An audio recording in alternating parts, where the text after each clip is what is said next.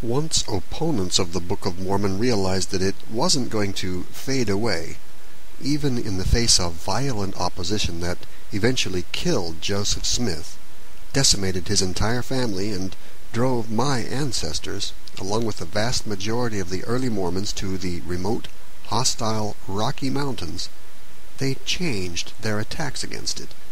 Gone were the claims that Joe Smith is ignorant, and the book he wrote will never amount to anything. The new argument, the second of three that have become popular and later fallen against the Book of Mormon, went like this. Joe Smith couldn't have written that book because its sophistication and scriptural depth is way beyond his means. It must have been written by the famous preacher Sidney Rigdon, who joined up with the Mormonites a few months after the book was published. Rigdon wrote the doctrinal portions, and he stole the historical narrative from an unpublished novel written by the Reverend Solomon Spaulding, who had lived and died near Palmyra, New York, a few years before the Smiths' arrival. Philastus Hurlbut, a member of the church for a brief time that was bitter about his excommunication for moral infractions, declared that Spaulding's manuscript had been, quote, lost, after he submitted it to a Philadelphia-based printing company, and that Rigdon had been living in Philadelphia at the time.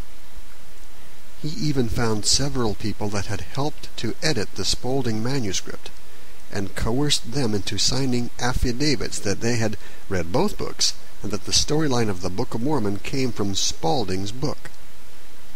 This theory was widely published for about 50 years, but it began to fall into disfavor when Sidney Rigdon continued to deny it, even after he fell away from the church and upon his deathbed. Rigdon's family and friends supported his assertion that he never laid eyes on Joseph Smith until almost a year after the Book of Mormon manuscript had been submitted to the printer. The final failure of this theory came many decades later, when the actual Solomon Spaulding manuscript was found in Honolulu, Hawaii, among long-forgotten possessions that had been carefully hidden by the late old apostate Philastus Hurlbut. Examination proved that there was no relationship between its text and the Book of Mormon, but, as if to reveal the lies of Hurlbut and his conspirators, still legible on the very last page was the signature of Philastus Hurlbut himself, in a brief statement certifying his belief that this was indeed the actual, controversial, quote-unquote, lost Spaulding manuscript, and referencing the names of several of the people that he had convinced to sign the obviously false affidavits. 43 years after the deaths of Joseph, Hiram, and Samuel Smith, David Whitmer, then an old man whose deep disagreements had driven him to form his own tiny, Missouri-based church based on both the Bible and the Book of Mormon, published a newspaper article detailing what had become of the other witnesses that had passed away up to that point. Here is his written accounting, as published in the first newspaper edition of April, 1887, in Richmond, Missouri, and inspired by false rumors and publications that he felt compelled to correct. Quoting, "It is recorded in the American Cyclopedia and the Encyclopedia Britannica that I, David Whitmer, have denied my testimony as one of the three witnesses to the divinity of the Book of Mormon, and that the other two witnesses, Oliver Cowdery and Martin Harris, denied their testimony to that book.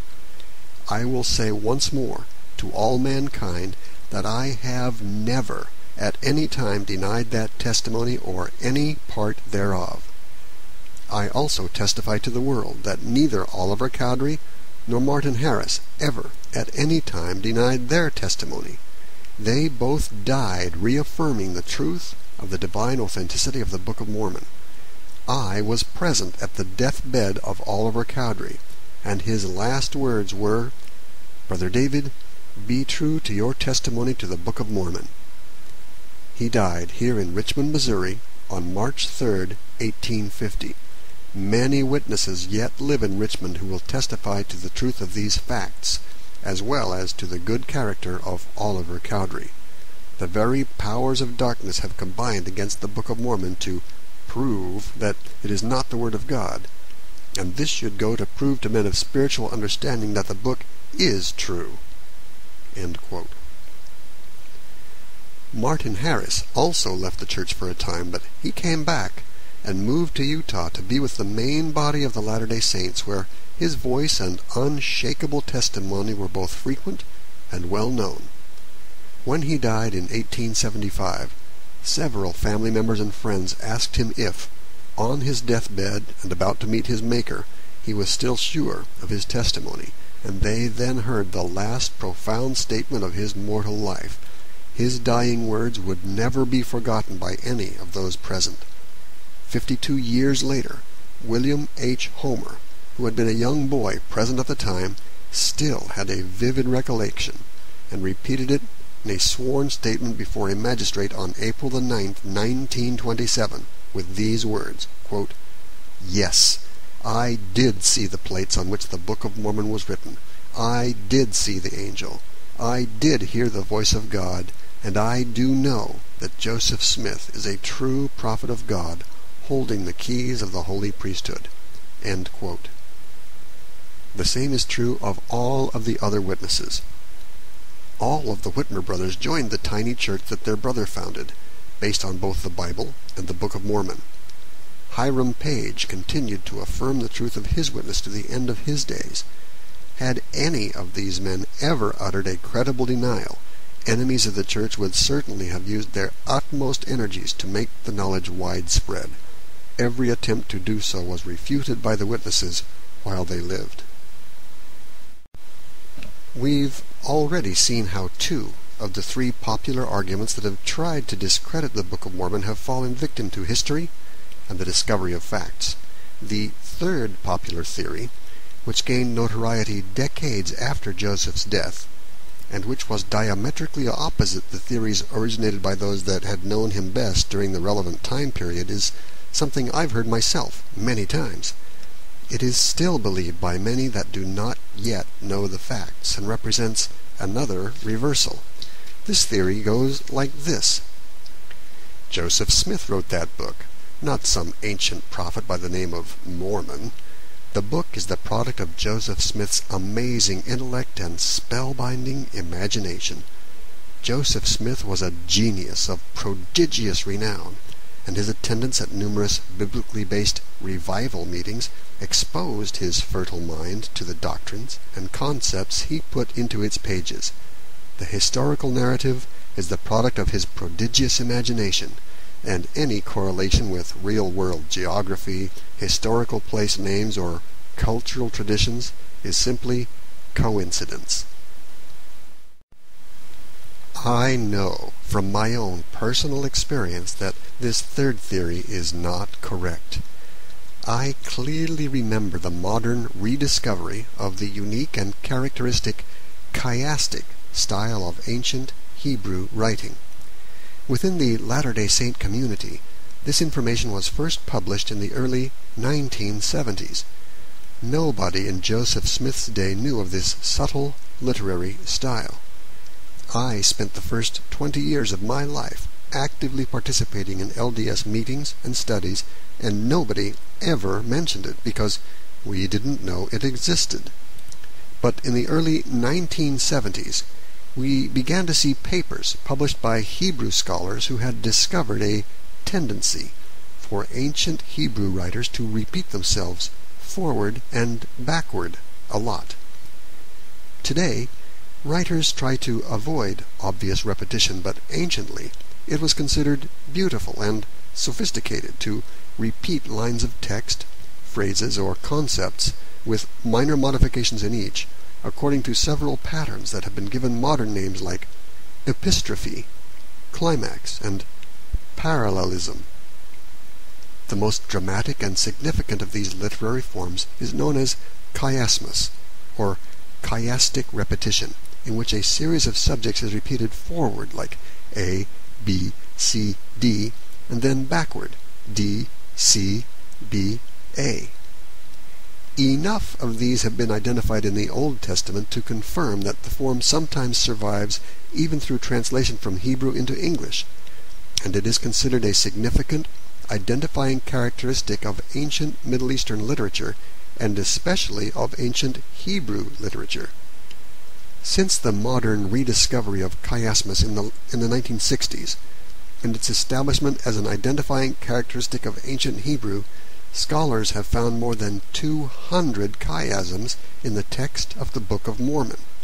In fact, the Book of Mormon has more, better, longer, and more perfectly developed chiasms than any other book ever known in the history of the world. Now, Joseph Smith's background didn't derive from an ancient Hebrew culture. All knowledge of chiasms had been lost centuries before, in the Dark Ages. He didn't know what a chiasm is, but his translation of Mormon's ancient text is so literal that his rendering is the best example of chiastic literature among all ancient Hebrew texts ever translated into a modern language. Orson Pratt didn't know about chiasms when, decades after the original publication, he divided the Book of Mormon into the system of chapters and verses that is in popular use today, and if he had known about them, he would undoubtedly have divided many verses differently. How many of you have read at least one verse of the Book of Mormon? Did you know that the very first verse of the Book of Mormon, from 1 Nephi chapter 1, verse 1, commences a chiasm? Nephi uses that first paragraph to establish the historical framework of his family and his narrative, declaring that it is written by his hand, in his language, preserving the learning of the Jews. Look carefully at the text as it commences in verse 1 and continues through verse 3. Disregard the traditional division into verses as assigned by Orson Pratt, who didn't know about chiasms, and look at the underlying structure within the text itself. Nephi repeats these concepts forward and then backward again in precise reverse order, and the center of this reflexive pattern is the phrase, learning of the Jews. Can you see the pattern? This doesn't happen by accident. Nephi purposely diagrammed or outlined this paragraph, carefully arranging it according to the ancient chiastic Hebrew pattern so that the symmetry and focus would fall upon that phrase, learning of the Jews. And he purposely chose that uniquely Hebrew literary mechanism to prove his point to future generations, and with knowledge unknown to the 19th century translators and publishers of the modern work. Nephi was sending a coded message to the Jews of our day, and his message is unmistakable. He is saying, "We are your brothers. We too are Jews." For an even more amazing example of chiastic power, examine chapter 36 of Alma, comparing the first phrase with the last, the second to the second from last, the third with the third from last, etc. And you'll find that Alma also designed his testimony of Jesus Christ according to this same chiastic pattern for the same purposes. Many scholars today agree that this is the longest and most perfectly developed chiasm ever discovered. I have personally read and identified many of these chiasms, and I know for a fact that they were undiscovered when I bought my first copy of the Book of Mormon back in 1970. There is simply no rational refutation for this proof that the Book of Mormon cannot possibly be the product of Joseph Smith's prodigious imagination and storytelling genius. Without some kind of otherworldly power beyond normal human experience, there is simply no explanation for the Book of Mormon. I have personally studied the Book of Mormon for most of my life. With my wife, I've traveled to the lands where Joseph Smith said the primary events of the Book of Mormon occurred, and we've seen with our own eyes that that land is indeed dotted with defensive earthen walls, stone pyramids, and cement cities from the time period described in its pages. We've seen modern Maya Indians using the same system of weights and measures that Alma documents in his Book of Mormon narrative from the 1st century BC.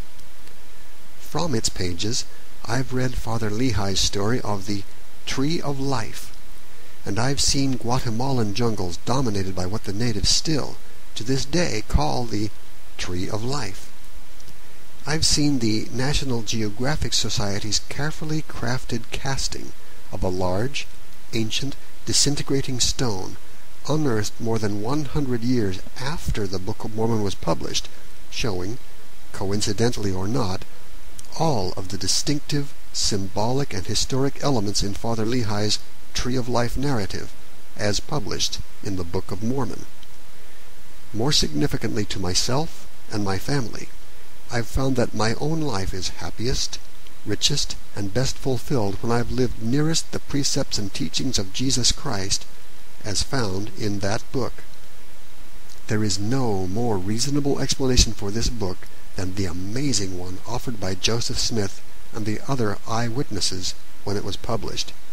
I know it's good for me and my family, and I hope that those of you within the sound of my voice that have heretofore doubted whether there is a God in heaven, or whether Jesus of Nazareth is truly his divine Son, or whether the Bible is the Word of God, or whether it is worthwhile to try to live moral lives according to his commandments, will always remember that I have testified of these things, as I have learned the truth of them for myself.